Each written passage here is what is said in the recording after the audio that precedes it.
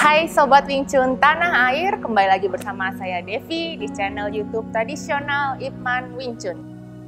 Video ini cocok banget untuk kalian semua yang suka sparring atau latihan aplikasi jurus-jurus bela diri. Kenapa? Karena hari ini kita akan membahas teknik aplikasi jurus-jurus Wing Chun yang disebut dengan Chi Sao. Jadi seperti ini Chi Sao, kurang lebih seperti ini. Sekarang saya sudah bersama dengan dua orang pendekar Wing Chun. Tada! Ko Hartono dan Eko. Nah guys, jadi hari ini kita mau sharing-sharing nih tentang Chi Sao Wing Chun. Dijelasin dulu dong, Chi Sao itu apa sih?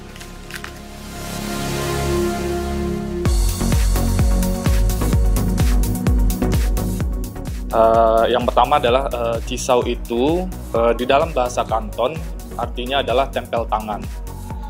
Di Wing Chun juga kita diajarkan Chi Sao pentingnya adalah untuk sebuah jembatan menuju pertarungan nyata.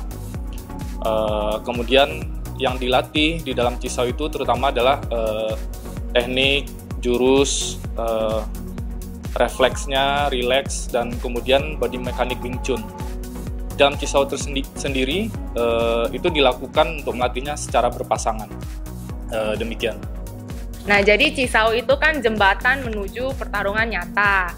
Nah, tapi jembatan ini tuh gimana sih untuk yang baru-baru belajar Wing Chun dan mau mulai aplikasi dengan Wing Chun itu? Sebaiknya sebelum masuk ke Chi Sao itu kita harus mengerti gerakan dasar Wing Chun-nya sudah benar atau belum, rileksnya, terus jalurnya, cara misalnya serangan, pukulan, tangkisan. Tangkisan ada beberapa pukulan kalau pukulan di Wing Chun itu sangat sedikit, sederhana lah. Pokoknya intinya kita mukul ke depan, rata-rata sih hanya seperti itu. Nah, tangkisan ini yang bervariasi. Di tradisional Ip Man Wing Chun kita dilatih dari beberapa tahap. Mungkin kita bisa bagi 4 bagian. Singkatnya, yang pertama adalah kita berlatih drill secara berpasangan.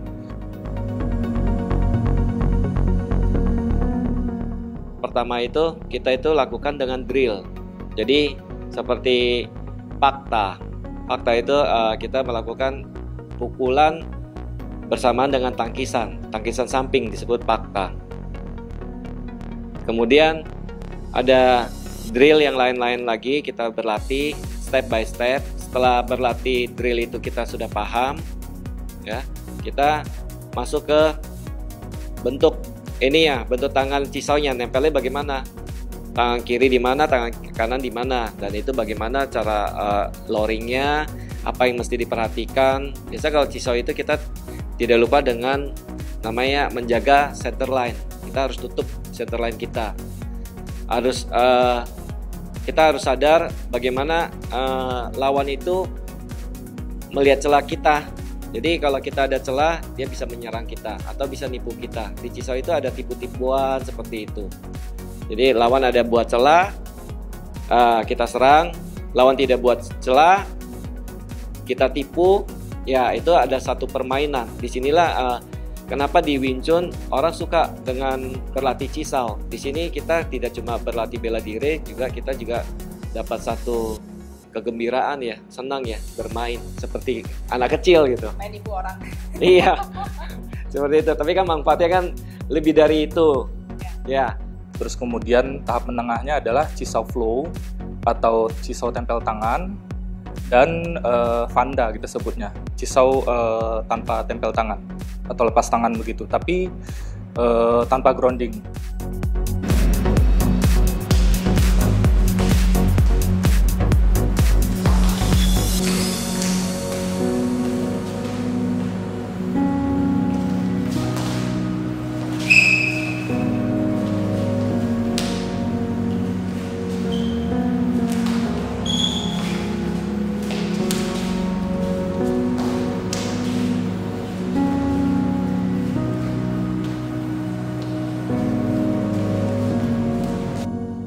Nah, untuk tahap selanjutnya adalah Chi Sao dengan grounding.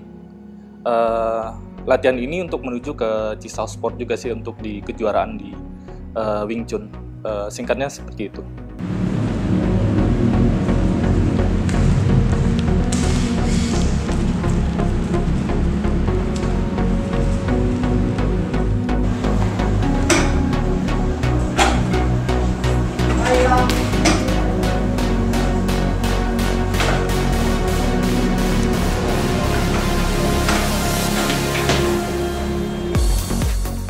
untuk yang mau cepat bisa ya kita pasti motivasi, ayo kita ikut bertanding jadi atlet ya. Jadi jangan cuma cisau-cisau aja. Bertanding ini sangat baik untuk kemajuan diri kita sendiri. Benar gak sih apa yang kita pelajarin ini bisa dipakai dengan waktu bertanding. Kalau tidak pernah bertanding, kita tidak pernah ngerasanya benar-benar kita dipukul, benar-benar capek. Apa hasilnya kalau kita terlalu emosi? Di situ semua sangat kompleks. Jadi, nah cisau sport ini itu sama seperti olahraga pertarungan lainnya. Semua butuh strategi, kematangan teknik, kecepatan, stamina, dan segalanya. Jadi dalam hal inilah kita sangat menganjurkan teman-teman yang ikut Wing Chun coba ikut masuk bergabung kompetisi dengan Cisau Sport ini. Jadi supaya mengerti, tidak dengan cuma teori, tidak pernah kena pukul, yang sebenarnya seperti itu.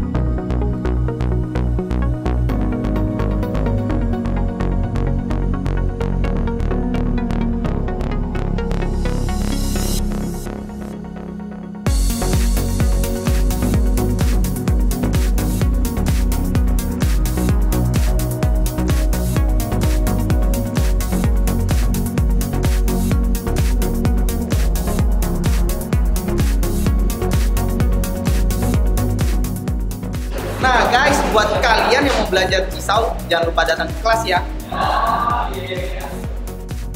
Nah, jadi tadi sebelum kita mulai sesi tanya jawab ini, kita juga sudah membuka pertanyaan untuk netizen tentang cisau. Nah, jadi saya bacain ya pertanyaannya ya.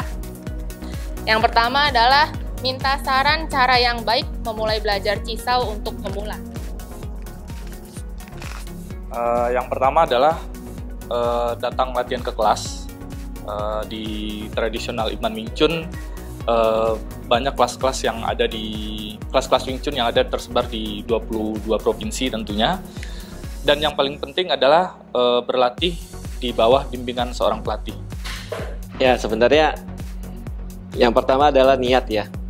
Jadi kalau kita sudah ada niat, kita bisa jalanin dan prosesnya kita serahkan dengan bimbingan pelatih itu.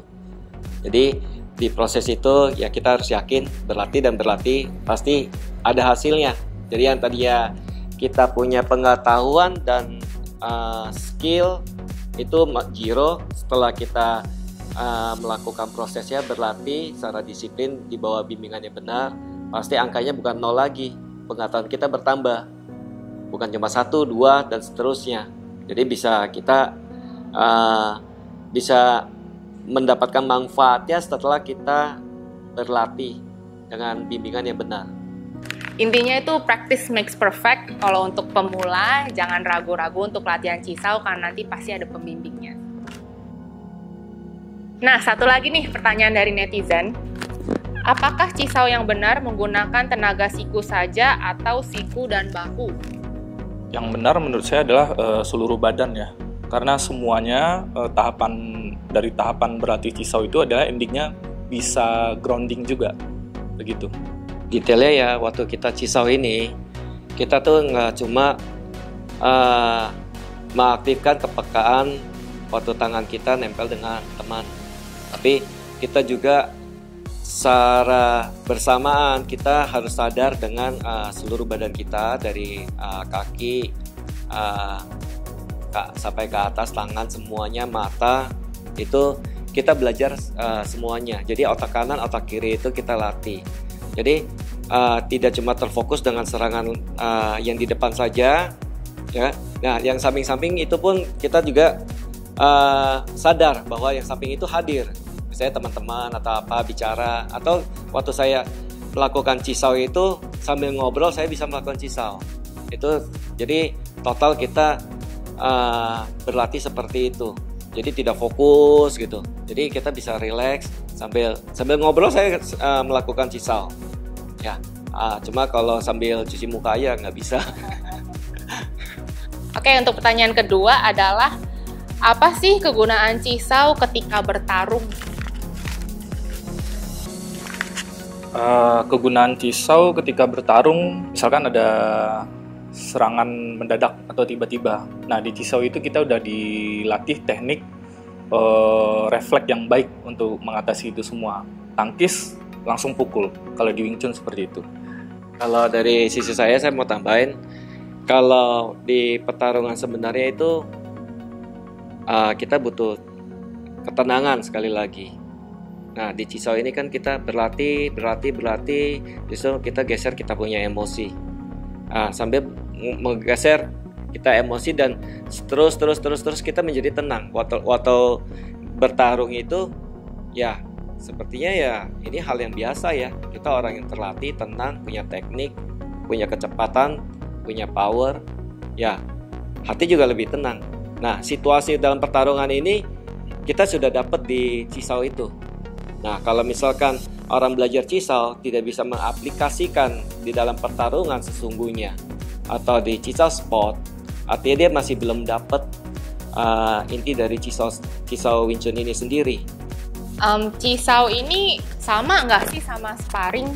Apakah ada bedanya? Jadi di Wing Chun itu apakah ada latihan sparring? Jadi bukan cisau, latihan berantem beneran. Nah, ini sparring ini tuh sama nggak sih sama cisau?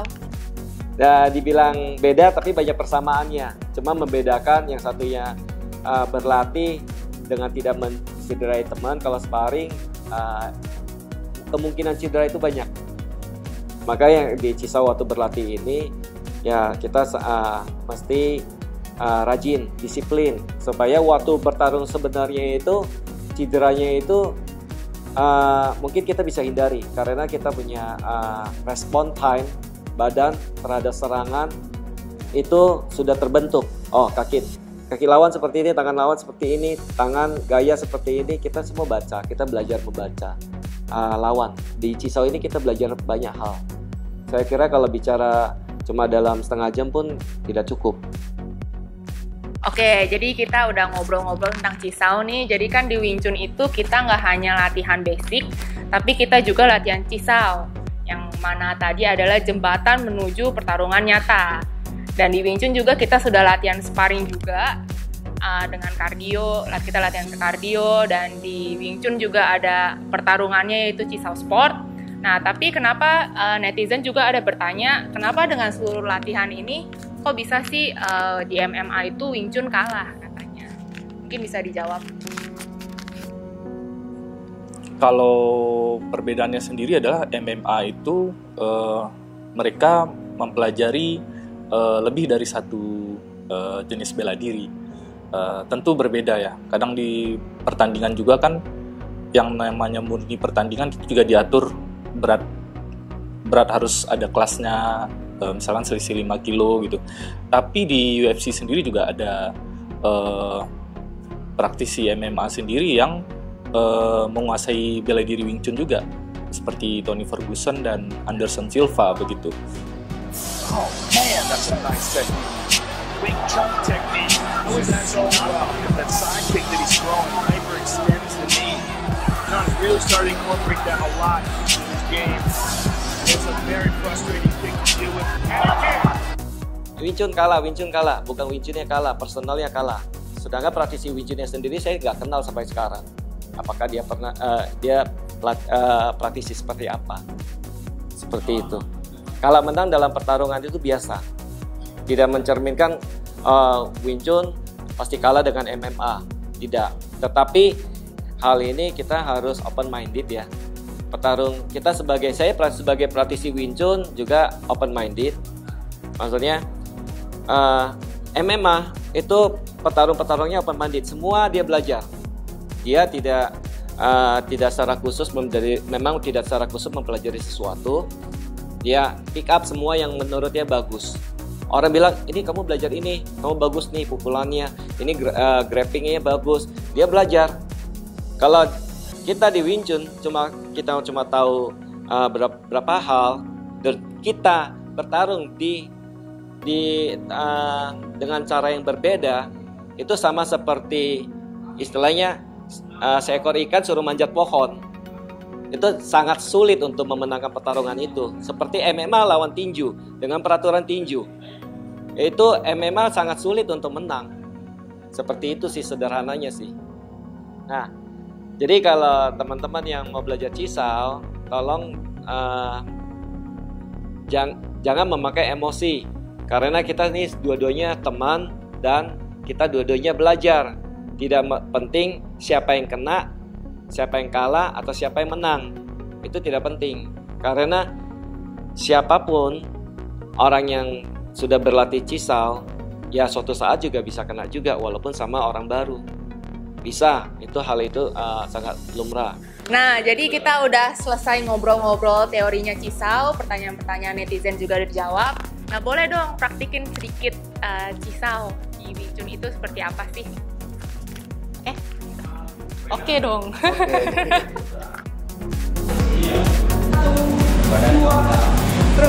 Terus.